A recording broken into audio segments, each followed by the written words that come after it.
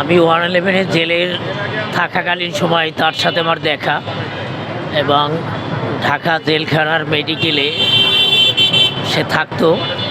আমরা প্রতিদিনই একবার তার সাথে দেখা করার সৌভাগ্য ছিল। প্রায় 5-6 মাস ঢাকা সেন্ট্রাল জেলে ছিলেন, নাজিমুদ্দিন রোড। তখন একভাবে দেখেছিলাম, কিন্তু জুলাইয়ের শেষে তার প্রতি যে অত্যাচার শুরু করেছিল 111 সরকার, তখন অনেক খারাপ লেগেছে। আমরা বের হয়ে গেছি, তার পিজি হসপিটালে সে ছিল।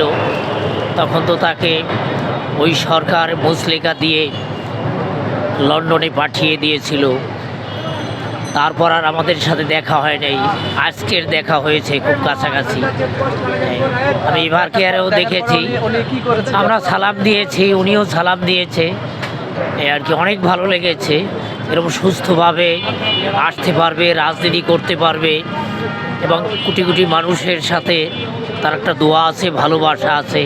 এই জন্যই তো আল্লাহর আপনারা কতক্ষণ ধরে আসলে অপেক্ষা করছিলেন ওনাকে দেখার জন্য? আমরা তো দীর্ঘদিন অপেক্ষা করেছি কবে তারেক রহমান বাংলাদেশে আসবে এবং এই দলের হাল ধরবে। দেশের যে প্রেক্ষাপট দীর্ঘদিন চলে আসছে, সেখান থেকে একমাত্র তারেক রহমানই পারবে এটাকে উদ্ধার করতে। আজকে দেখেছেন, এর আগেও দেখেছেন, আজকে কেমন দেখেছেন? আজকে অনেক ভালো লাগছে, একত্রে তার ফ্যামিলি সহ আসছে, এবং তারেক রহমান, ডক্টর জুবাইদুর রহমান এবং তার একমাত্র মেয়ে ব্যারিস্টার জাইমিয়া রহমান, এবং এই বিশাল 300 ফিটে যে জনসভায় যে সংক্ষিপ্ত আকারে মানুষের জন্য যে দোয়া, ভালোবাসা এবং রাষ্ট্রকে একটা মেসেজ দিয়েছে, সবাইকে ঐক্যবদ্ধ হতে হবে এবং ঐক্যবদ্ধের কোনো বিকল্প নেই, এবং সর্বশেষ দেশটাকে ভালোবাসতে হবে। একবার না 3বারই বলেছে সবার আগে দেশটাকে ভালোবাসতে হবে এবং দেশের অর্থনৈতিক, সামাজিক যে মূল্যবোধ, এগুলো রক্ষা করতে হবে। এবং সংক্ষিপ্ত সময় শেষ করেই তার মায়ের কাছে চলে গেছেন। দীর্ঘদিনের তার মা অসুস্থ, মৃত্যুর সঙ্গে পাঞ্জা লড়েছে। ইনশাল্লাহ মা আর ছেলে একত্র হলে আল্লাহ রাব্বুল আলামিন এমনি কোটি কোটি মানুষ তার জন্য দোয়া করিতেছে, এবং ইনশাল্লাহ খালেদা জিয়াও সুস্থ হয়ে উঠবে। এবং তারেক রহমান এই 17 বছর 6 মাস এই মাটিতে প্রথম পা রেখে খালি পায়ে জুতা খুলে এবং মাটি স্পর্শ করে বুঝতে পেরেছেন জন্মভূমিকে সে কী পরিমাণ ভালোবাসে, কী পরিমাণ তার শ্রদ্ধা এই মাটি মানুষের জন্যই। এই জন্য বেগম খালেদা জিয়া দেশ ছেড়ে চলে যাননি।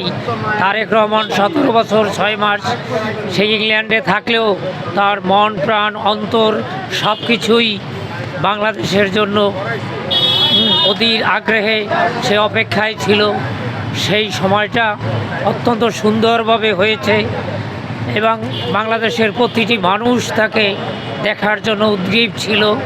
তার এক নজর দেখার জন্য সবাই তাকিয়েছিল, এবং তারেক রহমান সেই গত রাত থেকে এত দূর 12-13 ঘন্টা জার্নি করার পরেও মানুষকে যে ভালোবাসা, হাত উঠিয়ে যে সম্মান এবং বিভিন্নভাবে যে সময় দিয়েছেন, ইনশাল্লাহ তার শরীর এবং তার সুস্থতা আমরা কামনা করি।